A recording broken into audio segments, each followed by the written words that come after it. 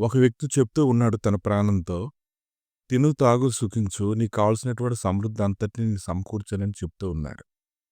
కానీ నిజమైనటువంటి సమృద్ధి కొలస్సీలకు రాసినటువంటి పత్రిక 3వ అధ్యాయము 16వ వచనం, సంగీతములతోనూ, కీర్తనలతోనూ, ఆత్మ సంబంధమైన పద్యములతోనూ ఒకనికి ఒకడు బోధించుచు, బుద్ధి చెప్పుచు, కృపాసహితముగా మీ హృదయములలో దేవుని గూర్చి గానం చేయుచు, సమస్త విధములైన జ్ఞానముతో క్రీస్తు వాక్యం మీలో సమృద్ధిగా నివసింపనీయుడి.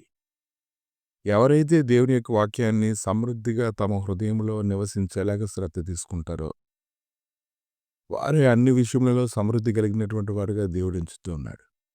కాబట్టి నిజమైనటువంటి సమృద్ధి ఏంటంటే, శరీరానికి కావాల్సినటువంటి వాటన్నిటిని సమకూర్చుకోవడం కాదు గాని, నీ ఆత్మకు కావాల్సిన దాన్ని ఎప్పుడైతే నువ్వు సమకూర్చుకోవడం ప్రారంభిస్తూ ఉంటావో, అప్పుడు నువ్వు ధనవంతుడివి. అటువంటి ధనం నీ యొద్ద ఉండాలని ప్రభువు కోరుతున్నారు. ఆమేన్.